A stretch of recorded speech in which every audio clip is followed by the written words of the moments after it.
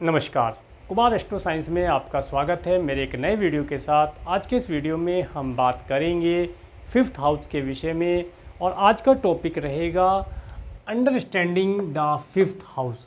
Fifth house को समझना, fifth house को हम किस प्रकार से समझ सकते हैं, फिफ्थ हाउस हमें किन किन चीज़ों की प्राप्तियाँ कराता है, इन सब चीज़ों के विषय में आज हम चर्चा करेंगे। देखिए, आपके पास जो जन्म कुंडली होगी उसके अंदर एक जन्म कुंडली इस प्रकार से बनी होगी, उसके ऊपर जन्म कुंडली या लगन कुंडली लिखा होगा। तो उसके इस हाउस में, यहाँ से अगर आप काउंट करना शुरू करते हैं, इसे लगन बोलते हैं। इस हाउस को लगन, इसमें एल लिखा होता है, लगन लिखा होता है या इसके अंदर ASC एसेंडेंट लिखा होता है। तो अगर ऐसा लिखा है तो आप यहाँ से काउंट करना शुरू करें। कुछ कुंडलियों में लय लिखा होता है सिर्फ,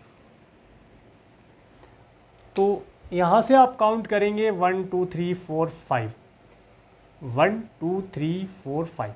तो ये वाला हाउस आपका पंचम भाव, पांचवा भाव या फिफ्थ हाउस बोला जाता है। आज हम देखेंगे कि फिफ्थ हाउस हमें किन किन चीज़ों के बारे में जानकारी देता है।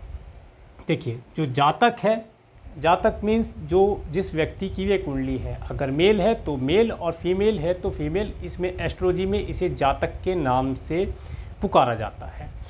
तो जातक के फिफ्थ हाउस बताता है कि जातक किस प्रकार की एजुकेशन प्राप्त करेगा। जातक की एजुकेशन के संबंध में अगर कोई जानकारी प्राप्त करनी हो तो जातक का फिफ्थ हाउस बताता है कि जातक किस प्रकार की एजुकेशन में रहेगा, किस प्रकार की वह शिक्षा प्राप्त करेगा, कहाँ से शिक्षा प्राप्त करेगा, इसके विषय में भी फिफ्थ हाउस बताता है। इसके साथ साथ जो फिफ्थ हाउस बताता है कि जातक का आने वाला जो संतान है, जातक की जो आने वाली संतान है, उनके विषय में भी जानकारी फिफ्थ हाउस देगा। जातक के विवाह के पश्चात उसकी जो संतान होती हैं उनकी जानकारी फिफ्थ हाउस से प्राप्त की जाती है। इसके साथ साथ जो फिफ्थ हाउस है यह जातक के लव एंड रोमांस के विषय में भी जानकारी बताता है कि जातक यदि किसी से प्यार करता है तो फिफ्थ हाउस बताता है कि जातक किसी से लव या रिलेशन में है या नहीं है, या आने वाले समय में जातक किसी से लव करेगा। अगर लव करेगा तो उसके बाद सेवेंथ हाउस बताएगा कि उसकी मैरिज लव मैरिज के माध्यम से होगी या नहीं होगी। परंतु अभी लव और रिलेशन के ऊपर ही बात की जा रही है कि जातक किसी के साथ लव करेगा, किसी के साथ रिलेशन बनाएगा या नहीं बनाएगा, इस विषय की जानकारी फिफ्थ हाउस देगा। इसके साथ साथ फिफ्थ हाउस जातक की माता के परिवार के विषय में भी जानकारी देता है कि जातक की माता का परिवार कैसा होगा, उनका कुटुंब कैसा होगा, जातक की माता के, या ये कहें कि जातक के ननिहाल के लोग कैसे होंगे, क्या वे एजुकेटेड होंगे, क्या वे अनएजुकेटेड होंगे, किस प्रकार की उनकी नेचर होगी, किस प्रकार का उनका कार्य व्यवसाय होगा, इन सब चीज़ों के विषय में भी फिफ्थ हाउस जानकारी प्रदान करता है। इसके साथ साथ यह जातक के मन का स्थान होता है। जातक के मन के अंदर क्या एक्टिविटी चलती हैं वह सब फिफ्थ हाउस बताएगा कि जातक के मन में किस प्रकार के विचार आते हैं, किस प्रकार से उसके मन के अंदर उथल पुथल रहती है। इन सब चीज़ों की जानकारी फिफ्थ हाउस से प्राप्त की जाती है। इसके साथ साथ जो फिफ्थ हाउस है वह चाची और फूफा, जो चाची होती हैं और फूफा होते हैं, उनके विषय में भी जानकारी प्रदान करता है कि जातक के संबंध अपनी चाची और अपने फूफा के साथ कैसे होंगे, क्या ये संबंध अच्छे होंगे। अगर फिफ्थ हाउस अच्छी पोजीशन में है, अच्छी कंडीशन में है, यह किसी भी ग्रह से पीड़ित नहीं है, ना स्वयं पीड़ित है, ना किसी ग्रह की एस्पेक्ट से पीड़ित है, तो संबंध अच्छे रहेंगे। अगर किसी कारण से फिफ्थ हाउस पीड़ित हो जाता है, ग्रहों की वजह से, राशियों की वजह से या एस्पेक्ट की वजह से, तो फिर ये रिजल्ट नेगेटिव हो जाते हैं।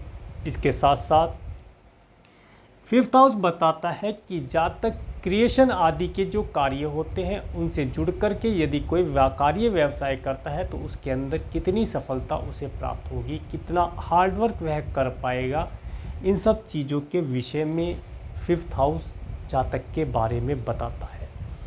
इसके साथ साथ जो शेयर मार्केट इत्यादि का कार्य होता है, सट्टे आदि की इनकम होती है, या जिसे कहें कि अचानक से प्राप्त किया हुआ धन, इस धन के विषय में भी फिफ्थ हाउस जानकारी प्रदान करता है। इसके साथ साथ अगर हम यहाँ पर भावात भावम का सिद्धांत लगाते हैं तो हम देखेंगे कि जो जानकारी हमें फिफ्थ हाउस देता है वही पंचम से पंचम, 1 2 3 4 5 पंचम से पंचम नवम भाव भी इन्हीं चीज़ों की जानकारी प्रदान कर देता है।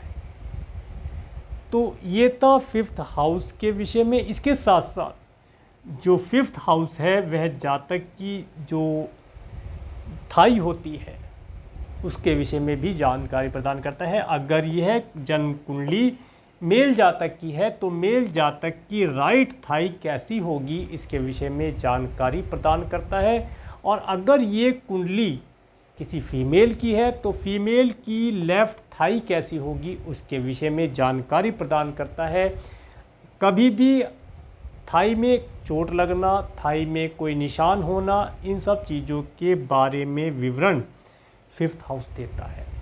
तो ये था फिफ्थ हाउस के विषय में एक छोटा सा डिस्क्रिप्शन, थोड़ा सा इसे समझने का प्रयास। अगर आपको मेरा वीडियो अच्छा लगा है तो आप मेरे इस वीडियो को लाइक करें, और यदि आप मेरे चैनल पर नए हैं तो मेरे चैनल को सब्सक्राइब करें, जिससे आने वाले नए वीडियो का नोटिफिकेशन आपको मिल सके।